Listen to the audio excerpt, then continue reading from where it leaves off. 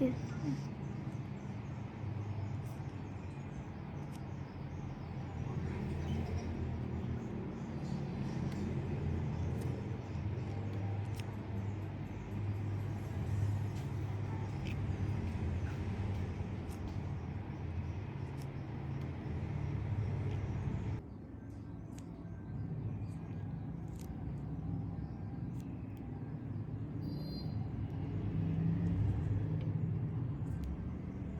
Cái này á, cái này cái này nó này làm xíu nè.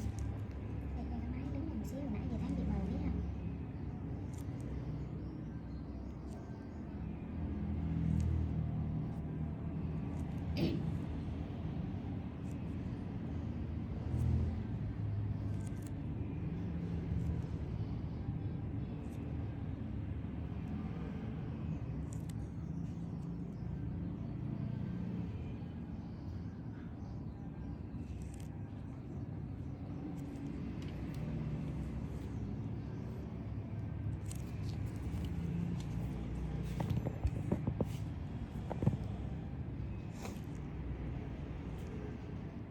Ví dụ như cái gác chỗ đó mà nó đang bị mờ biết rồi đúng không?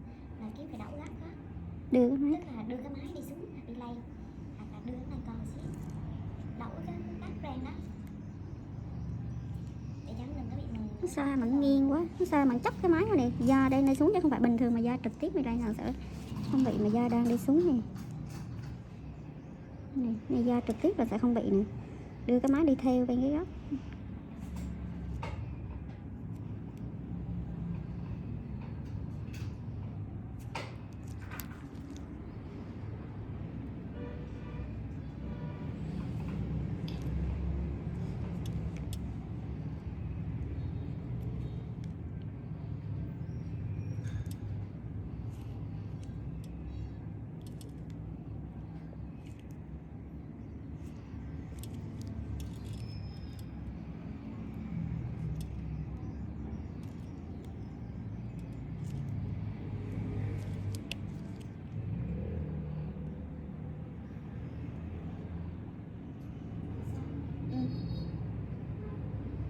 Gỡ cái bún bao nữa là đi nhỉ? Xong rồi chị.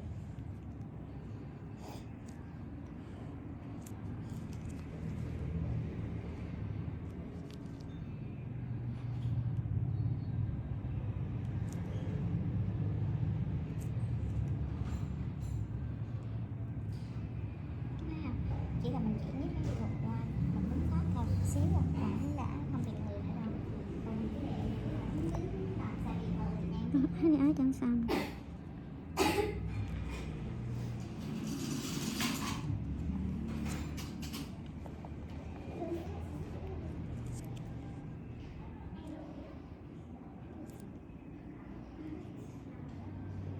Để phải chặt xuống chị ạ.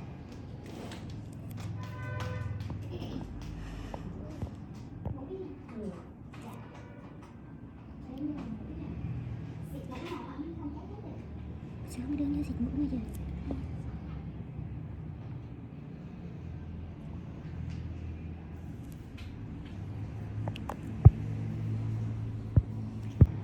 Ví dụ như thì mà để ai kiếm không thấy là kiếm một món này.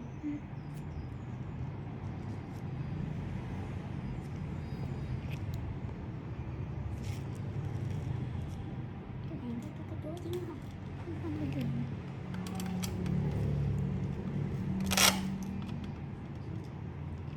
Thằng như để đến 2 túi vậy phải. Ví dụ như góc nhà, cái đứng là nó đỡ nhà.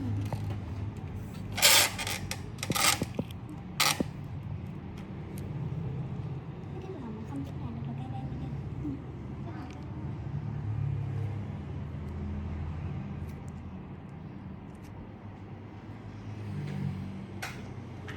Cái nó to to. Đi tìm cho nó to to.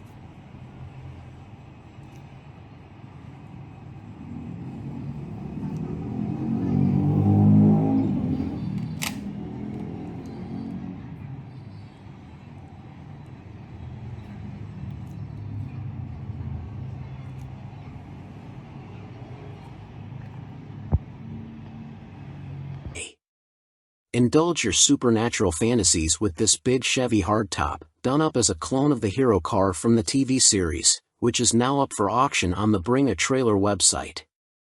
With bench seating, a 2-speed Powerglide transmission, and a burbling 283 cubic inch engine, this is an ideal weekend cruiser that makes all the right sounds.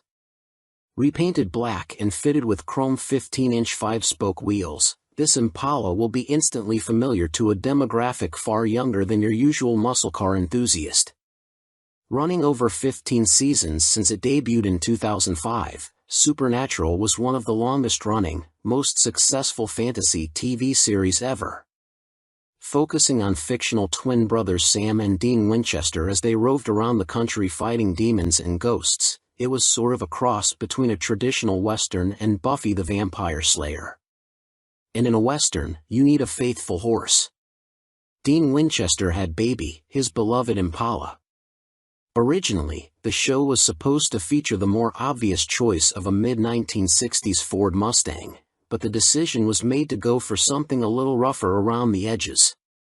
A black pillarless hardtop Impala offered the necessary air of menace, low and rumbling, and with the implication that there was plenty of space in the trunk for a body or two. Up for auction on the website Bring a Trailer, which, like Car and Driver, is part of Hearst Autos, is a clone with all the charm of the supernatural hero car. With the auction set to end on Tuesday, December 6th, bidding sits at just $5,200. Welcome to NNC Car Reviews channel. 2023 Mini Cooper Southeast First Drive, a sign of great things to come. Lively handling and expressive design have been Mini's hallmarks ever since BMW reinvigorated the marque for the 21st century, so it stands to reason that a brand like Mini could benefit massively from the onrushing electrification of the automobile. But so far, outfitting Mini's lineup of compact and subcompact models with motors and batteries has been slow going at best. To see how Mini has been coming along on its path to the inevitable future of automaking, we jumped behind the wheel of its only all-electric powered offering at present, the recently updated 2023 Mini Cooper SE, for a quick spin. What's changed since we last drove an SE? In case you missed our initial coverage, the Mini Cooper SE isn't just an electrified version of the base Mini hardtop coupe. Mini actually started with the hotter Cooper S trim when building its SE-EV. Although it no doubt would have been better to start from a dedicated electric platform, we appreciate that Mini set out to lend some sportiness to its first ever mainstream consumer EV. When we first tested the 2020 Cooper SE, we enjoyed its entertaining driving dynamics and model-specific styling cues, but we also found it to be lacking in other areas. Mini attempted to make the Cooper SE a bit more appealing with a refresh for 2022 that included new technology, cosmetic changes, and most important, an improved EPA-rated range of 114 miles. Although the SE received the same exterior facelift as the rest of the Mini lineup, which makes it look less distinctive and more like the regular hardtop, SE badging and the addition of an optional tricolor gradient roof help set it apart slightly from its gas-powered siblings. Mini also reworked the hardtop's interior with a reshaped dash and modified air vents, a standard digital instrument cluster, and a standard 8.8-inch infotainment display. And for the 2023 model, Mini added more paint and upholstery options, standard Apple CarPlay, and a new special Resolute edition. The good. The Mini Cooper SE's new face is kinda cute, sort of like a Pokemon you can drive, and it's only available in a 2-door body steel, a positive to us in a world where the number of true coupes is drastically shrinking. The roof gradient effect is also very cool in real life, and Mini even affixes a small roof spoiler that enhances the sporty look. The inside is as distinctive as the exterior but remains fairly ergonomic despite the quirky design. As with the gasoline models, the SE's power switch is a tab that's laid out within a row of switchgear, adding a little bit of fighter pilot fun to starting up the car. Mini also equips the SE with a conventional shift knob, a reminder that this is a transitional vehicle between the existing line of hardtop variants and what Mini says will be a dedicated EV platform in the future. Rather than positioning the regenerative braking mode selector as a click down from drive, Mini places the selector switch amid the rest of the car's hard controls on the center stack. Drivers can select between the standard mid setting, the more responsive sport mode, the frugal green mode, and the super conservative green plus mode. As one would expect, sport mode is by far the best way to have fun in the Cooper SE. A single motor drives the front wheels, spinning out 181 horsepower and 199 lb-ft of torque. In our testing, the Cooper SE hit 60 miles per hour from a standstill in just 6.0 seconds, making it quicker than the 6.6 second run managed by the 2022 Cooper S Sidewalk convertible we tested. Like one would expect from a traditional front-drive hot hatch, mashing the throttle yields some torque steer, but it's easy to overcome and gives the Cooper SE a feisty character. While flinging the electric Mini hatchback along some country roads, we found it to be lively and tossable.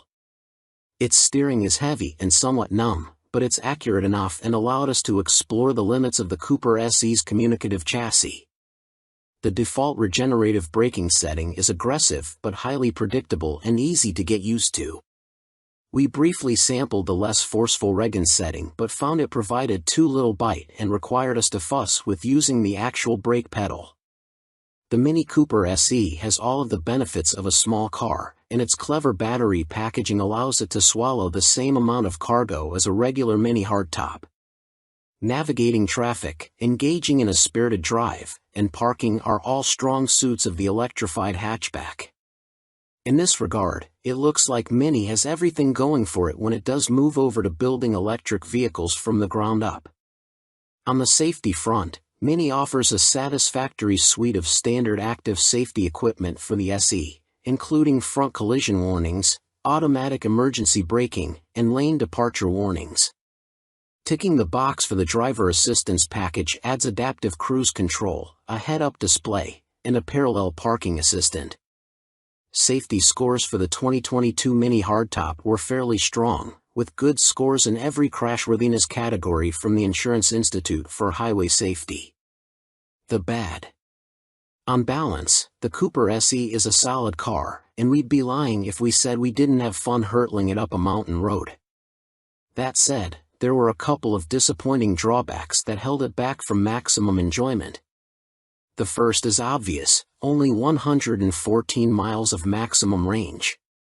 When we jumped in our SE test car at the staging area of the BMW Test Fest event, it showed 55% charge when we took off. A subsequent hill climb sapped a load of electrons from the SE's small 32.6 kWh battery. Even though the route was short, the range anxiety was real as we watched the available miles tumble in real time. In the 16.7 miles we drove from our starting point to the turnaround spot, the battery dropped to 25% charge, with about 20 miles of remaining range indicated. Not sure if the descent would actually add enough range to get us back to the staging area, we fired up Green Plus mode and carefully headed back down the mountain, attempting to recoup as much range as possible. The drive back didn't actually net us any more battery life, but we ended up with the same indicated remaining range and state of charge as we had at the highest point of our drive, a minor victory for the Mini. The second frustrating thing we experienced was that the car cuts power when charging hard at full throttle in some applications. This impinges on its hot hatch character, making it hard to rely on for the sporty performance that it otherwise delivers so well. Finally, the Cooper SE rides fairly stiff and allows in a decent amount of road noise, so buyers who live in areas with a lot of poor roads should be wary. And although we appreciate that CarPlay is now standard, the 8.8-inch infotainment display feels pretty small, partly because of its location within the giant ring that Mini still slaps in the center of the dash. To heighten the Cooper SE's appeal, it would behoove Mini to also include Android Auto in the future. These deficiencies make it hard to recommend the Cooper SE as it is to most folks that need something for anything more than city commuting. Welcome to NNC Car Reviews channel. BMW expands into hydrogen power with fuel cell SUV based on the X5. The BMW 9/5 hydrogen fuel cell SUV is now entering low-volume production and will begin testing in select regions next spring. Based on the regular BMW X5, the 9/5 is retrofitted with a fuel cell stack, an electric motor and battery, and a new floor to fit its hydrogen tanks. BMW believes both electric and hydrogen-powered vehicles are necessary to combat climate change, with the 9/5 a potential precursor to future models. Along with a growing number of automakers, BMW says it's committed to combating global climate change and aims to be carbon neutral by 2050. Unlike many automakers, however, the German brand believes hydrogen fuel cell vehicles will play a big role in reaching that goal, alongside battery electric vehicles, of course. Leading the charge is the hydrogen-powered BMW 9/5 SUV that has just begun low-volume production. It was first previewed a few years ago by the iHydrogen Next concept that appeared at the 2019 Frankfurt Auto Show. Starting sometime next spring, 2023, the small batch of 9/5s that BMW is now building will hit the streets in select regions around the world for testing purposes. Based on the regular BMW X5, which is built in the company's factory in Spartanburg, South Carolina, the 9/5 is assembled at BMW's Research and Innovation Center in Munich, Germany. The transformation from X5 to 9/5 includes swapping in an entirely new floor to fit the fuel cell system's two hydrogen tanks that are located under the midsize SUV's central tunnel and rear seats. The tanks have a total capacity of about 16 pounds and feed an underhood fuel cell stack paired with a rear-mounted electric motor and battery.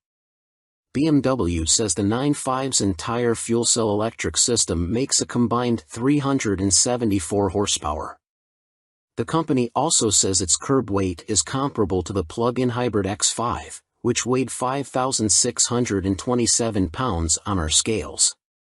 BMW claims the 9/5 can accelerate from 0 to 62 miles per hour in under 7 seconds and has a top speed of 118 miles per hour. It also has an estimated driving range of around 310 miles, although that claim is based on the optimistic European WLTP cycle. BMW believes that fuel cell powertrains will provide a carbon-free alternative to customers with needs that can't be met by EVs, such as those who need to refuel quickly and don't have fast charging access. The company also thinks hydrogen power will help offset the challenges that electrification faces, especially with medium and heavy-duty trucks. Other issues the technology is said to address include regions with constraints on electrical grid capacity and renewable resources. Plus, BMW says more than 40 countries worldwide currently have a strategy regarding hydrogen power and cites the continuous build-up of hydrogen refueling stations since 2020. Welcome to NNC Car Reviews channel. Custom Restomod 1965 Dodge D200 wedges in a modern Laramie interior. Classic on the outside, modern on the inside. Fooled again. Never saw it coming until you open the truck door. The idea of slipping a classic body over a modern drivetrain isn't new, but it never gets old. The example here mates a first-generation, 1961 to 1965, Dodge D200 body with a brand new, it's all relative, four-wheel drive 2010 Ram 2500 Laramie pickup truck, resulting in nostalgic D200 vibes underpinned by modern technology and amenities. It's the best of all worlds, except for all the work involved and essentially devouring two different trucks. Let's just say, if it landed in the driveway, we wouldn't kick it out. Since this Dodge D200 is a 2010 Ram 2500 at heart, it's powered by a 6.7-liter Cummins i6 backed by a rebuilt Jasper 68 RFE automatic transmission. A 1965 with a Cummins would have predated the first prototype Cummins-powered Dodge truck by 20 years, and a factory Cummins-powered Dodge truck wouldn't roam city streets until 4 years later in 1989. And obviously it wasn't the same Cummins as this 6.7-liter, which was cleaned, inspected, resealed, and painted Cummins beige. The 2010 Ram HD's Cummins, rated at 350 horsepower and 650 lb-ft of torque, would be quite a surprise upon popping the hood of the D200. The outside of this Oxford Grey Dodge D-Series looks smooth and straight, showing off the beautiful lines of that classic swept-line bed, which was cut down and modified to fit its new chassis. Likewise, the front fenders were extended, while a taller intercooler and radiator necessitated a 500 series truck grille filler panel for proper clearance. The modified and re-chromed 1965 bumper has chrome tow hooks. The side mirrors, door handles, rear bumper, and tailgate tout modern functionality despite their old-fashioned looks. The vintage-looking stainless power mirrors are compatible with the factory Laramie controls, and the polished original stainless refrigerator door handles were modified to work with the 2010 door latches, retaining power locks and door switches. The rear bumper houses factory 2010 backup sensors, and an aftermarket backup camera hides in the tailgate. Lastly, a flip-down license plate covers the hitch receiver. A 3-inch lift, suspended by Rancho shocks, looks correct atop 37 by 13.50 BF Goodrich KM3 mud terrain tires. The white-black Rhino Armory wheels are highlighted by 96 polished stainless flange head bolts. Custom clips mount the polished OEM vintage Mopar hubcaps. Side note, we feel back for whoever's responsible for keeping these wheels clean. RBP power steps with LED lighting help passengers get in and out, and German Hella headlights and fog lights help light the road, as do LED taillights. While the outside looks like a 1965 Dodge D200, the inside does not, at all. From dashboard to front seats to all the wiring and modules, the brown interior is mostly 2010 Ram Laramie. That means dual-zone climate control, Laramie power heated and cooled front seats, heated steering wheel, and so on. That also means the factory-installed trailer brake controller, exhaust brake, and TPMS and ABS systems all work. Not bad for a 65. Welcome to NNC Car Reviews channel. Tesla Model 3 Highland update coming soon, according to insiders. Despite its continued popularity, the fact remains that the Tesla Model 3 EV sedan is getting a bit long in the tooth.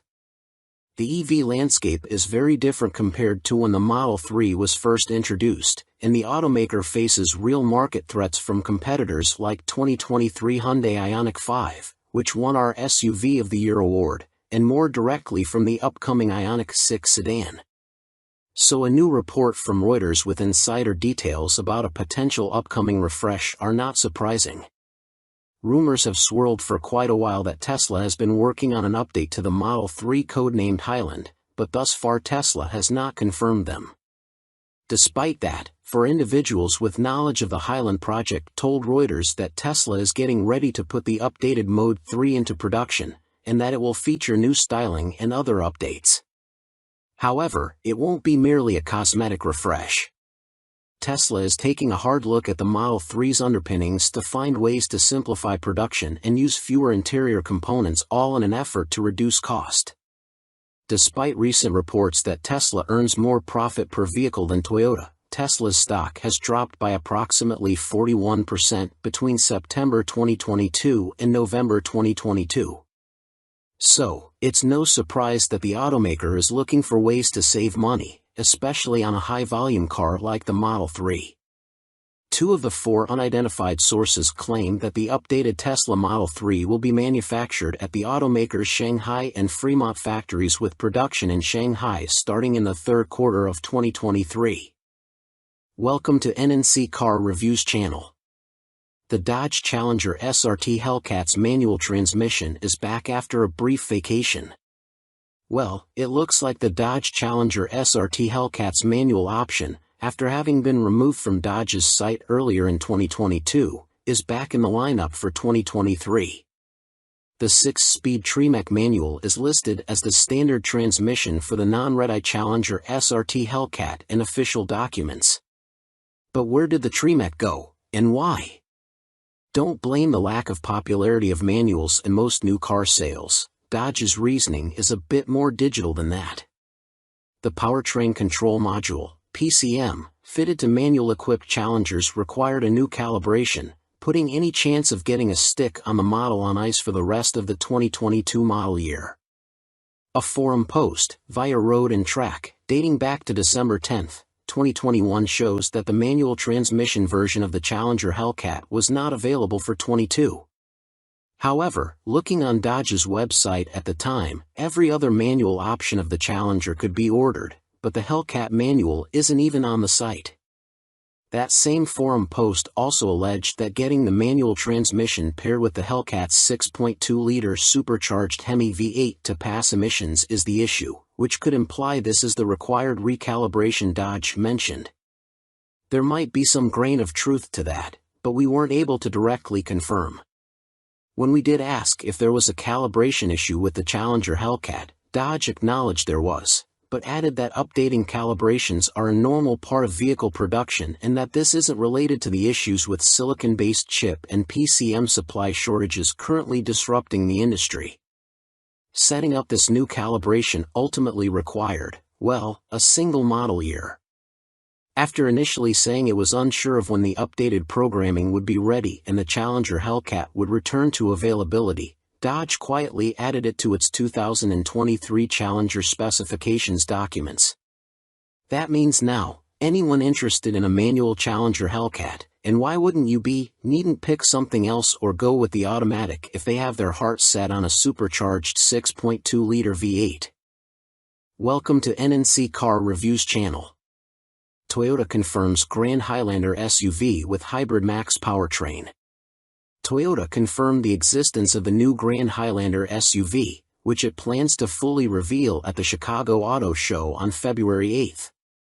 The three-row SUV will likely fill the gap between the mid-sized three-row Highlander and the larger, body-on-frame full-size Sequoia. Notably, the Grand Highlander is wearing the same Hybrid Max badge as the top-spec Crown sedan, which suggests a 340 horsepower setup. It looks like Toyota wants to join in on the excitement surrounding enlarged versions of SUVs like the Grand Cherokee L and Grand Wagoneer L by making its own supersized version of the Highlander called, you guessed it, the Grand Highlander. While the current Highlander boasts impressive fuel economy and hybrid form, it can't compete with the third-row space of competitors including the Kia Telluride, Volkswagen Atlas, and Chevy Traverse. Toyota describes the Grand Highlander as the ultimate road trip vehicle, implying increased legroom and cargo space. The first teaser shot of the new three-row SUV gives us a glimpse at what the rear will look like. We're particularly excited about the Hybrid Max badge, which indicates the Grand Highlander Platinum will receive the same potent powertrain as the top-spec Crown sedan. In that car, the hybrid setup with a turbocharged 2.4-liter inline-4 gas engine produces a combined 340 horsepower and 400 pound-feet of torque. Toyota didn't give any information about the Grand Highlander's available powertrains, but it's likely the standard 265 horsepower Turbo 4 from the base Highlander will carry over to this new model as well. We managed to pull back some of the shadows layered over the photo to expose a bit more of the car. The increased visibility shows similar squared-off styling to the current Highlander, but also includes a pair of round exhaust tips not found on the standard version. The taillights take on a C shape, and a new light bar spans the spoiler. We don't have any other info on pricing or when we'll actually start seeing the Grand Highlander on the road, but we do know that Toyota is planning to do a full reveal of the SUV at the Chicago Auto Show on February 8. Welcome to NNC Car Reviews channel. The Toyota Land Cruiser will likely return to US. The globally iconic Toyota Land Cruiser off-road SUV is the automaker's longest-running model, since 1951, just no longer in the US as of last year, for whatever reason. There's now a new global Land Cruiser, the J300 series, and we still get the Lexus LX luxury SUV that's based on that global model here. However, our options may be expanding beyond Lexus once again in a few years' time, according to Jack Hollis, Executive Vice President of Sales for Toyota Motor North America. In an interview with Motor Trend following news of the all-new 2024 Toyota Grand Highlander 3-row SUV, Hollis was asked if a storied nameplate like the Land Cruiser would ever make its return stateside, and the answer was promising. Will we ever? I would say likely yes. Asked if it would be in the foreseeable future, he said we would have to wait for an answer on that one. Obviously Land Cruiser is such an important part of our heritage and has done such a great job. And I'll be looking at it, absolutely. Have I seen designs, thoughts, and hopes? Yes. But nothing to announce. It's still a ways off, Hollis added. So it's certainly not confirmed, but it's a much stronger answer than we were expecting. Then again, even last year's Land Cruiser departure announcement came with a wink, with Toyota encouraging loyal enthusiasts and intrepid adventurers to stay tuned for future developments. The current global Land Cruiser is built on the new body-on-frame GAF framework based on its TNGA platform, which our current Lexus LX is also built from. Focusing on the US market, the new 4th-generation LX SUV got a significant update recently. Its 3.4-liter twin-turbo V6 engine bumped output up 28 horsepower and 78 lb-ft of torque, now totaling 409 horsepower and 479 lb-ft, and it's linked to a 10-speed automatic transmission. Toyota says the new platform lowered the center of gravity with improved weight distribution. The global Land Cruiser also shed 441 pounds of weight. However, it sounds like we should be looking beyond the current J300 series Land Cruiser to whatever the next generation model may look like, which will almost certainly need to be electrified, either hybrid or full battery electric. Toyota's EV plans are reportedly in flux, with the automaker devoting more resources to expedite its EV offerings, though no specific models have been teased, and the existing EV concepts may no longer be on the cards. Still, Hollis' comment is a promising start to whatever's next, and it sounds like still they have some confident ideas for the next Land Cruiser, at the very least. Welcome to NNC Car Reviews channel. What is a 1970 AAR CUDA, and why do I want one in my driveway? Time to kick down that annoying fourth wall and go a little first person. Recently we were working on some Mecum auction stuff, and I was asked by another editor what car I would want under my proverbial Christmas tree. Now, I used to run Super Chevy, and although my car choices would lead people to believe that I'm a diehard Chevy guy, the truth is that I like cars in general, even if I do get pulled into the Chevy Gravity well most of the time.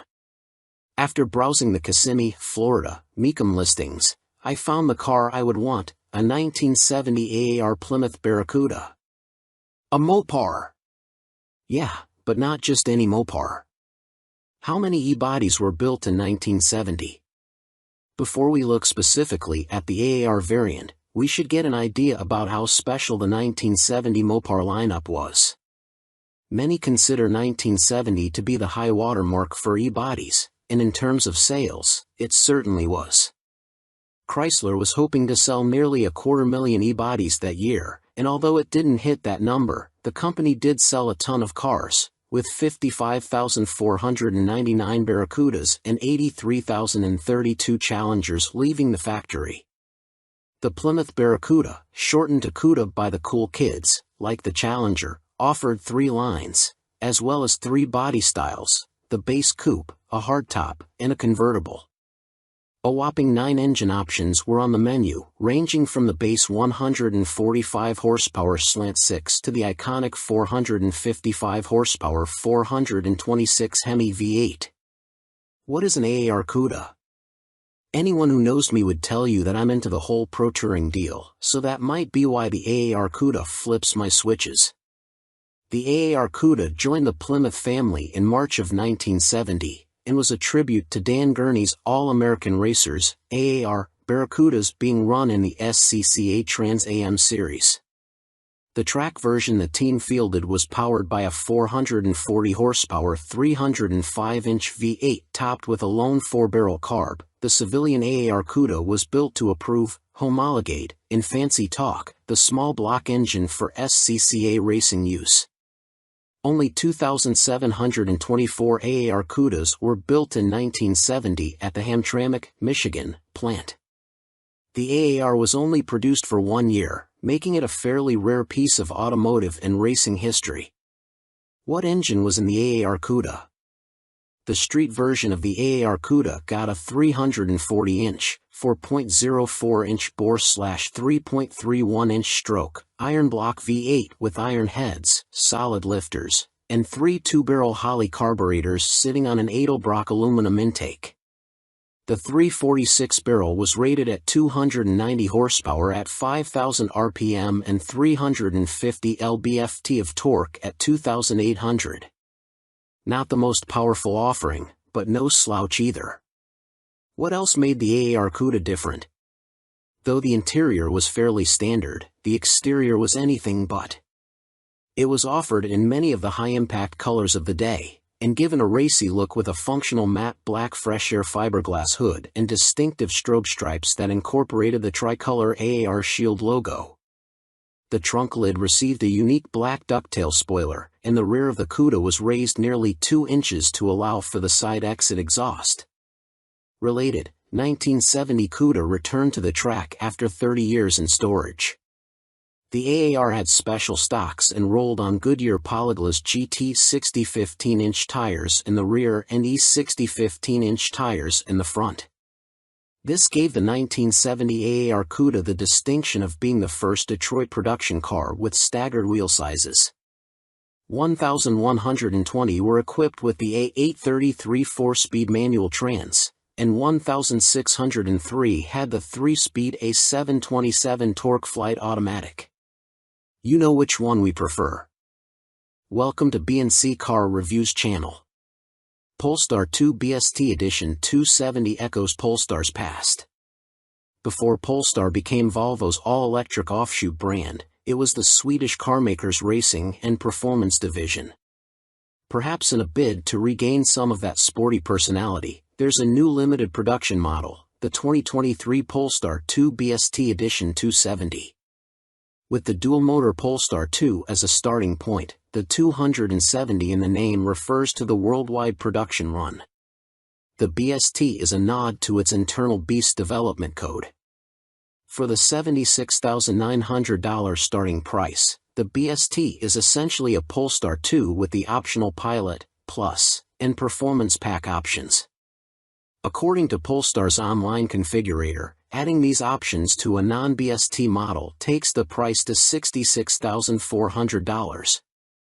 The BST's power output of 469 horsepower and 502 pound-feet of torque is the same as the performance packs, as are the upgraded Brembo brakes.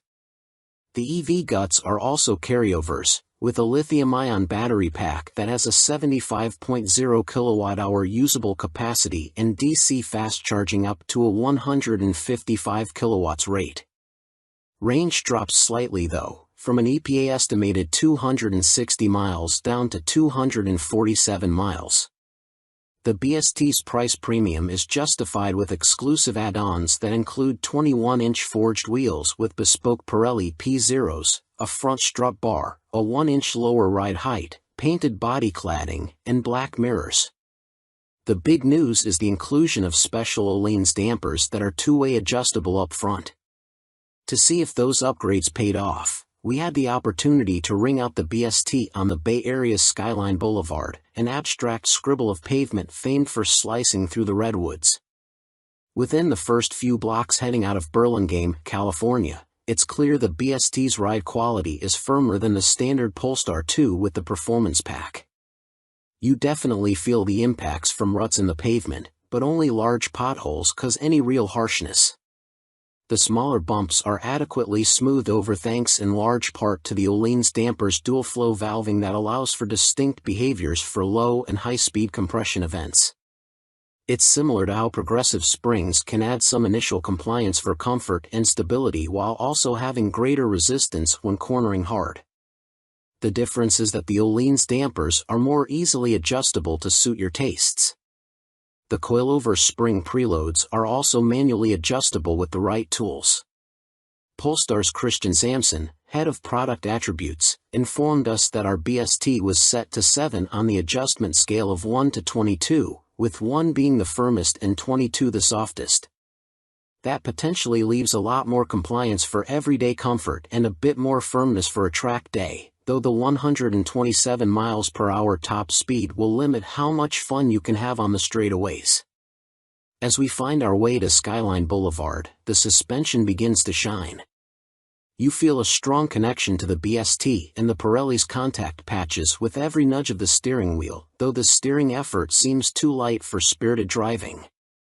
In typical EV fashion, having the batteries below the floor masks a lot of the small hatchback C/D estimated 4,700 pound curb weight. It's easy to get acclimated to the BST's handling characteristics, and in no time we're pushing harder and harder into each consecutive turn. Larger undulations in the road can cause some alarming hops, though. The Polestar BST is as entertaining and lively as the BMW i4, and the lack of synthetic motor noises gives it a more zen-like experience. You hear the tires squeal in turns and whimper when you're hard on the brakes. They give a very good indication of how much harder you can drive in a delightfully old-school analog manner. We executed a very subtle four-wheel slide in one bend and were pleased with how intuitive and effortless it was to manage.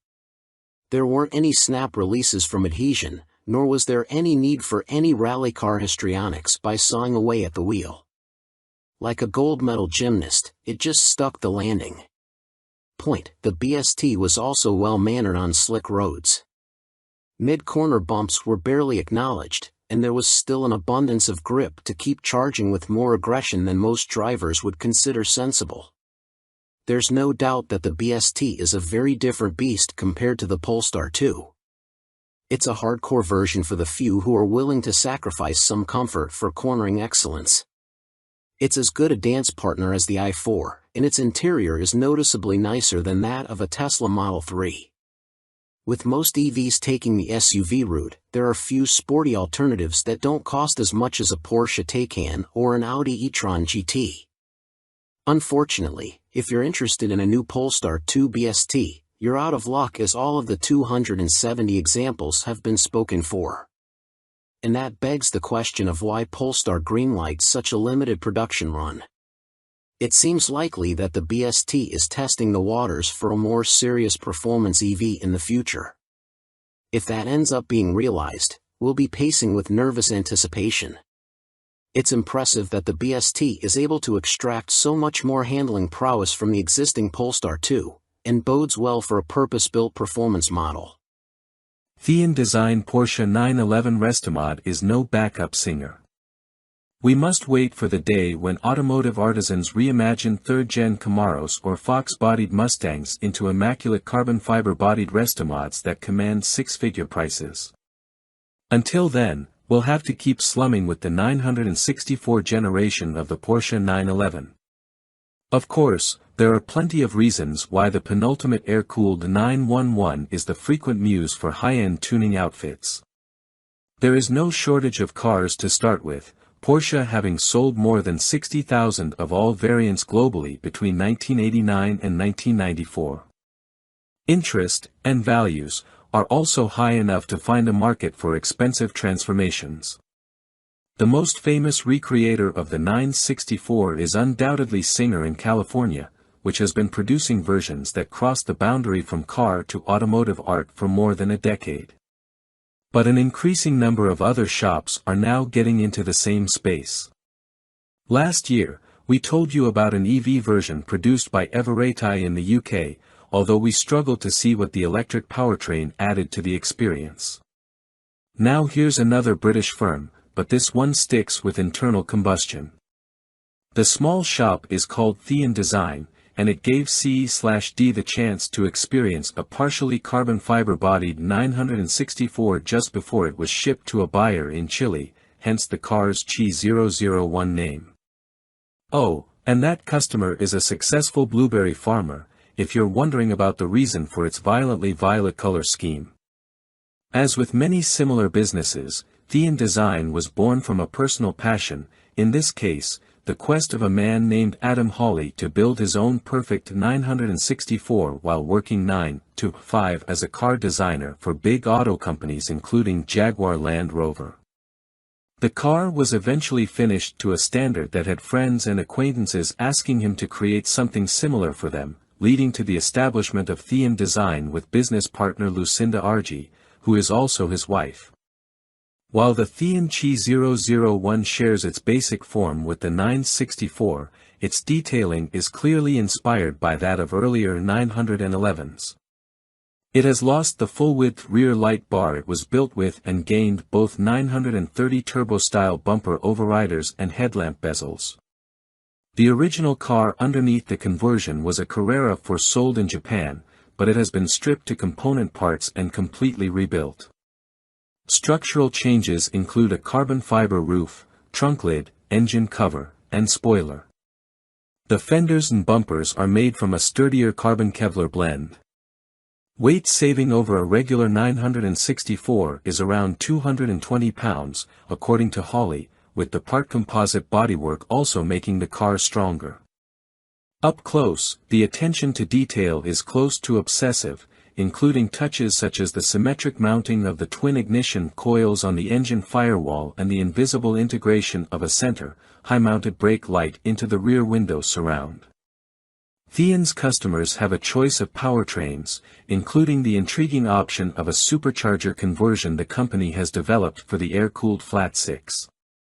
The Chi 001 is running a naturally aspirated 4.0-liter engine.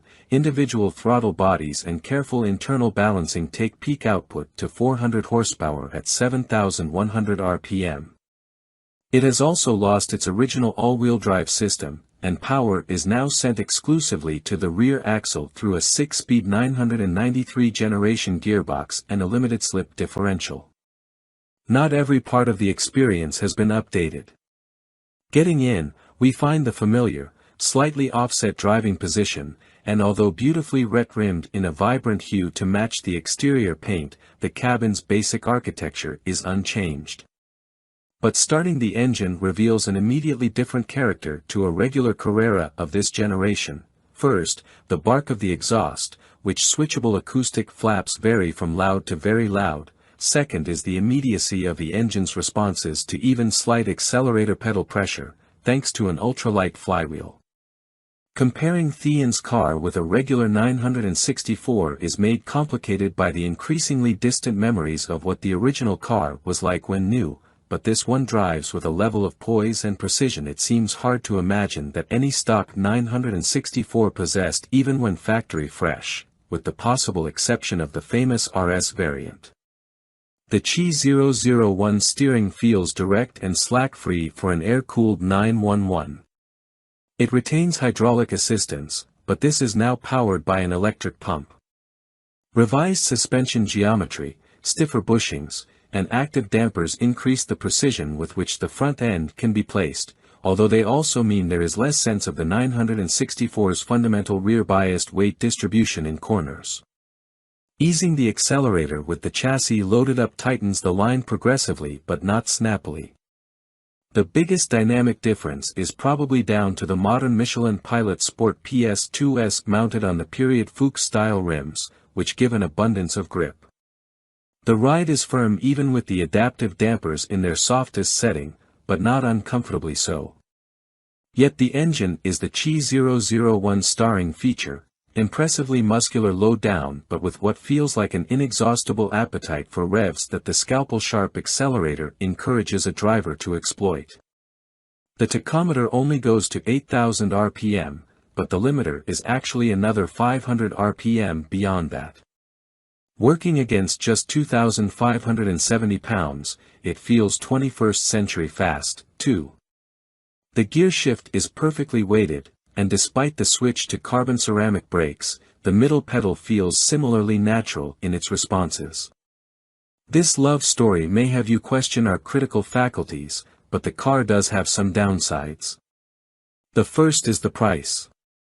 While considerably short of the seven-figure expenditure required for one of Singer's pixel-perfect offerings, a buyer will still need to pay Thean around $500,000, at current exchange rates, to get something similar to this car, plus the cost of the donor 911. The second is the weight. The company already has a substantial order bank it needs to work its way through and can build at no more than 5 cars a year. Welcome to B&C Car Reviews channel. Steve McQueen's Bullitt movie Mustang suddenly reappeared. This is how it happened. Steve McQueen's Highland Green 1968 Ford Mustang GT Fastback vanished 38 years ago. The ominous-looking pony car with the barking 390 cubic inch V8, which starred in one of the greatest chase scenes in movie history in the film Bullitt, with McQueen doing the driving in many of the shots, may have been lost, but it was never forgotten. Certainly not by Mustang aficionados, who speculated on its whereabouts for almost 4 decades, titillated by the occasional internet post or word of a spectral sighting. So when the Bullitt Mustang suddenly appeared at a Ford press preview at the North American International Auto Show in Detroit on January 14, 2018, the assembled journalists, car nuts, Ford execs, and Mustang fans went full geek. The synchronicity of the car's breaking cover in the same year as the Bullitt movie's 50th anniversary, and at the same event where Ford revealed its 2019 Mustang Bullitt Tribute model, the third since 2001, is just too perfect for it to have been happenstance. And yet it largely was. As those involved tell it, the Bullitt Mustang never would have resurfaced in Detroit had it not been for a coincidence of cosmic proportions, the sheer luck of fortuitous timing, and, especially, the efforts of a determined coterie of emotionally invested volunteers. It took 30 seconds for the Bullitt Mustang, in original, if dilapidated, condition, to rumble onto the stage at Detroit's Cobo Center, but it took a village to make it happen. The backstory. The movie car's trip to the auto show stand actually started in earnest in December 2015, according to its owner, Sean Kiernan. Kiernan, 36, inherited the Bullitt from his late father. Bob Kiernan had purchased it in 1974 from an ad in our sister publication, Road and Track, to replace the family's only car, an MGB/GT. You have to remember that, at the time, movie cars were not really sought after, says Kiernan. His father liked the idea that it had been used in a movie, but the big factor was that it handled amazing and had huge amounts of power, especially compared to an MG.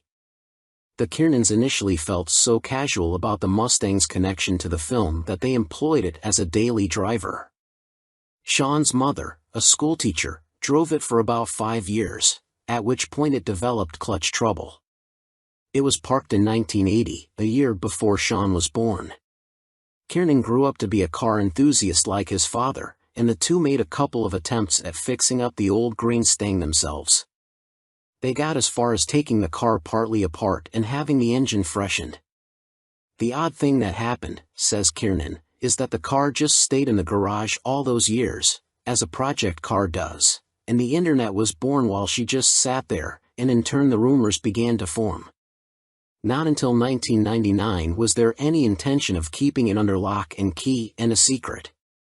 My father and I always wanted to reveal it in the right way to squash any rumors that he was a hoarding car collector, and then I was just going to drive it to have fun. But Kiernan's father fell ill and passed away in 2014 before they could get the Mustang reassembled. At that point, says Kiernan, he was feeling the emotional gut punch of his father's death and was in a quandary about what to do with the car. I was struggling, he says. Then came the coincidence that changed everything. In December 2015, Kiernan, a salesman of automotive paint and supplies who lives outside Nashville, was returning from a day of sales calls with his boss, Casey Wallace. Wallace, the company's regional sales manager, had come in from out of town. On the long drive back to the office, Wallace asked Kiernan what cars he had inherited from his father. A 75 Porsche 911 and a 68 Mustang GT 390 Fastback, answered Kiernan. Wallace was intrigued and wondered what color the Mustang was. Green, replied Kiernan. Huh, responded Wallace. Sounds like the Bullitt Mustang. Kiernan recoiled. Was the family secret blown? Kiernan knew Wallace was no car guy. he barely knows how many tires are on his truck. How the hell did he know anything about Bullitt? What Kiernan did not know about his boss was that Wallace had a side business. Wallace explained to Kiernan that he and his best friend, independent film and video director Ken Horstman, were partners in a film production company called Spyplane Films. They'd been trying to get an action-adventure movie made that Horstman had written several years earlier. It revolved around two 18-year-old friends discovering the Bullitt Mustang in a barn and what happens after they buy it for a few $1,000s from the owner, who doesn't know what it once was. Bad guys arrive and separate the kids from the car. Mayhem and car chases ensue. Wallace and Horstman were working on financing their movie venture. Wallace, who lived in Atlanta, was taking advantage of his trip to Nashville to speak with a potential investor while he was there. "How close is your car to looking like the Bullitt Mustang?" asked Wallace. Damn near exactly like it," Kiernan answered, stunned. What were the chances that a fellow paint salesman who happened to be Kiernan's boss also happened to be in the movie business? And that same person also happened to be trying to make a film that happened to be about the Bullitt Mustang that Kiernan happened to own? And then, recalls Kiernan, I had this overwhelming feeling. It was actually the first time I had felt my father's presence since he had passed away. I felt him in the truck with us. And suddenly Kiernan knew what to do. "The car you're talking about," he said to Wallace, "the one that's been lost forever? It's sitting in my garage. I've got it."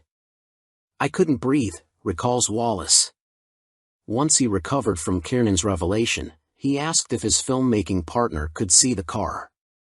The three met the next day and spent hours talking about what they might do together. "We made a pact," recalls Horstman. "We decided to do three things: to tell Sean's story as a way to honor his father, to reveal the Bullitt to the world, and to make our movie." It was enough to motivate Kiernan, a hands-on car guy with lots of experience wrenching, to reassemble the Bullitt and get it running again.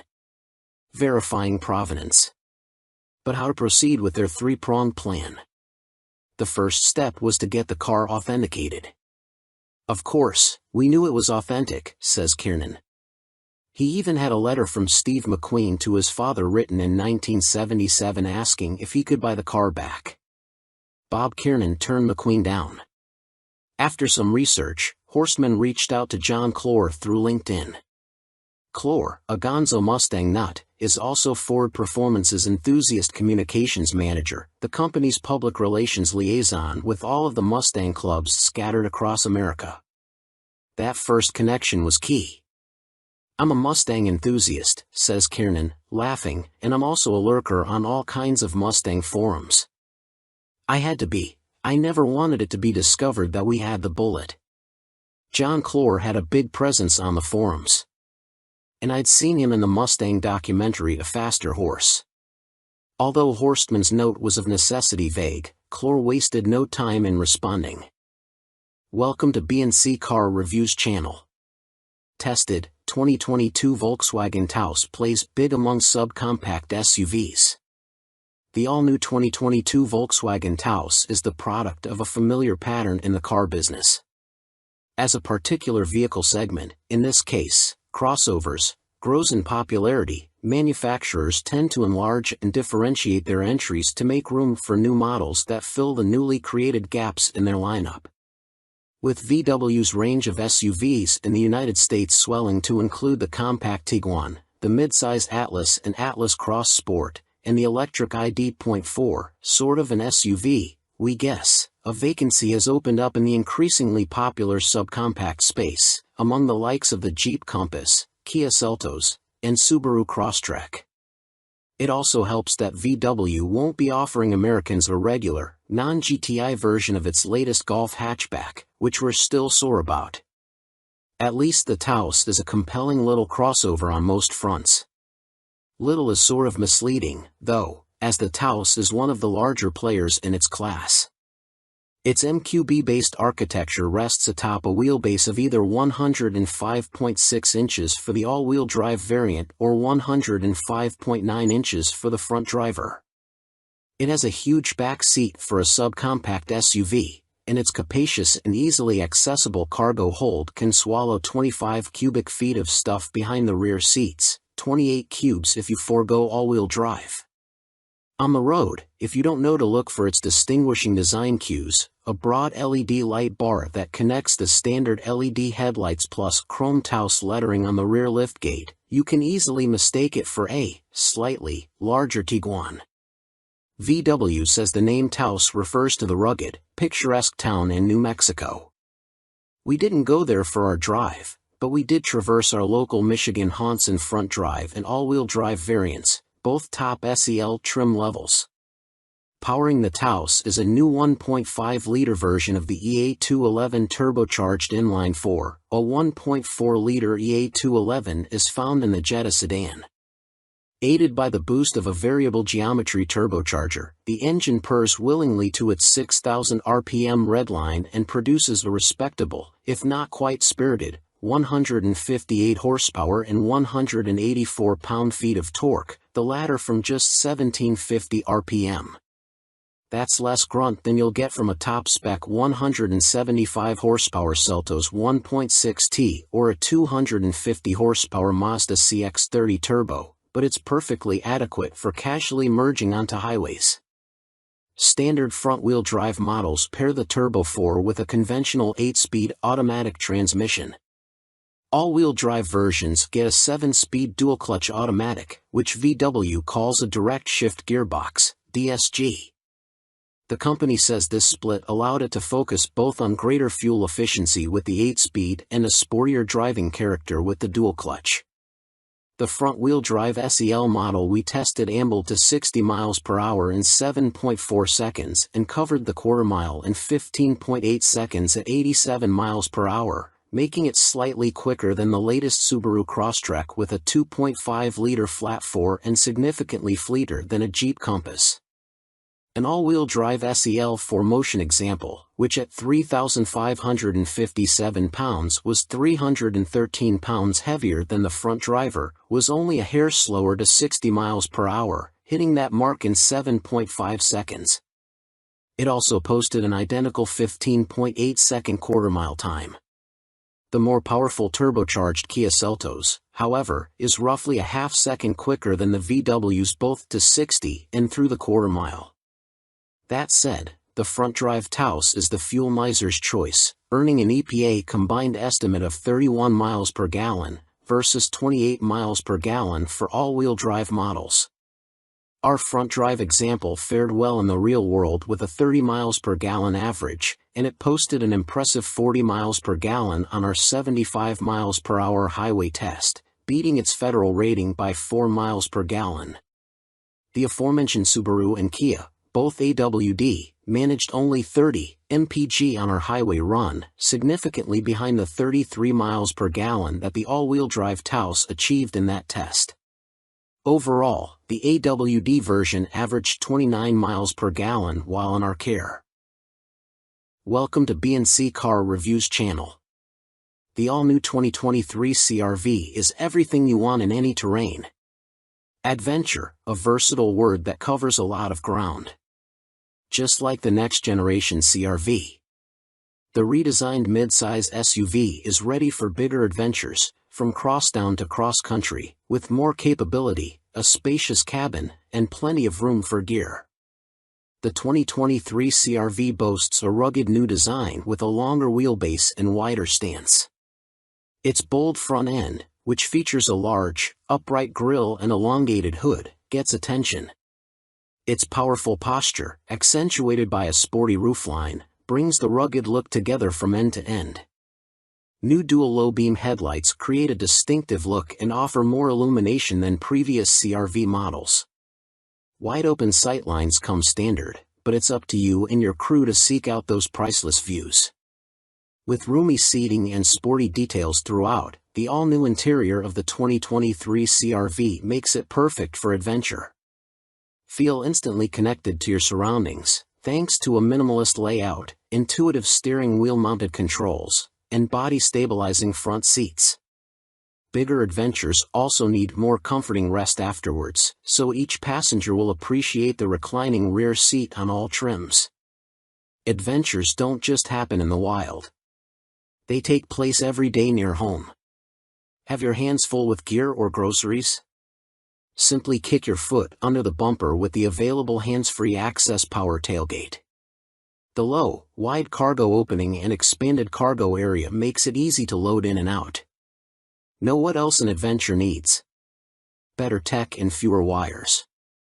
The all-new CR-V provides both. Wireless Apple CarPlay Registered 1 and Android Auto Trademark 2 compatibility are now standard on EXL and Sport Touring trims. With wireless Apple CarPlay and Android Auto compatibility, you can connect the touchscreen to your compatible smartphone. A 7-inch touchscreen now comes standard on all CR-V trims. You can go even bigger by touching, pinching, and swiping through navigation, your ultimate road trip playlist, or that podcast you can't stop listening to with the available 9-inch touchscreen. No cord? No problem. Simply place your compatible phone on the available wireless phone charger 3 to start powering up. Whatever your soundtrack while exploring in the CR-V, hear every note in rich detail with the available Bose Premium Sound System for featuring Centerpoint registered surround sound technology to create a concert-like listening experience. The all-new CR-V also includes a wide range of enhancements to help you feel connected to your drive.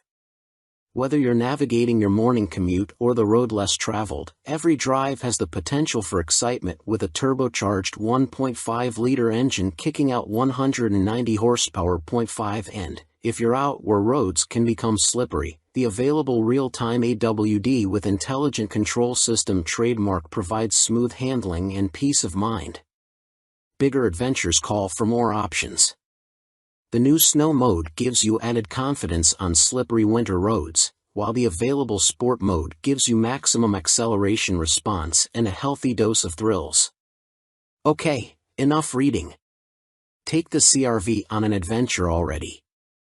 Welcome to B&C Car Reviews channel. This is the 2021 Nissan Rogue's biggest asset, literally. My time with MT's 2021 Nissan Rogue is coming to a close, and there's just enough to like about the SUV to make it a bittersweet ending. When I hand over the keys, I'll miss the Crimson Family Chariot, even if it's far from perfect. Stay tuned for our final verdict coming soon. We recently announced our 2023 SUV of the Year winner, and I couldn't help but think of the Rogue. 2 years ago, the 2021 Rogue advanced to the finalist round in the competition. But this year, when the Rogue was invited back thanks to its new 201 horsepower turbocharged i3 engine, it didn't make the finalist cut.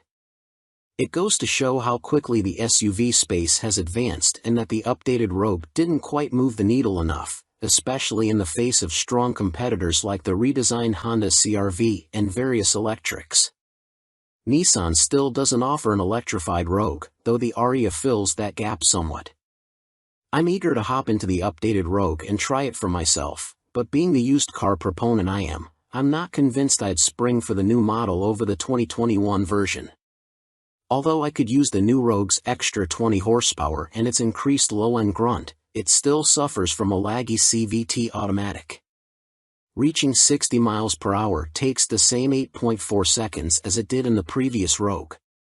Plus, the interior of my 2021 Rogue doesn't feel outdated, except for the infotainment system, which isn't as crisp and responsive to Touch's rival offerings. The updated Rogue's infotainment system still fails to impress. For me, the Rogue's biggest asset is its generous interior dimensions, which haven't changed from the 2021 model year. The wide cargo opening makes it easy to load luggage for the whole family. In the passenger quarters, the Rogue can comfortably fit 2 car seats and a small person in the middle seat without too much trouble. Because the rear doors open wide, entry and exit is effortless, as is loading babies into the SUV. Sufficient headroom front and back enhances the spacious feeling. Despite its roomy interior, the Rogue feels decently nimble and is easy to park.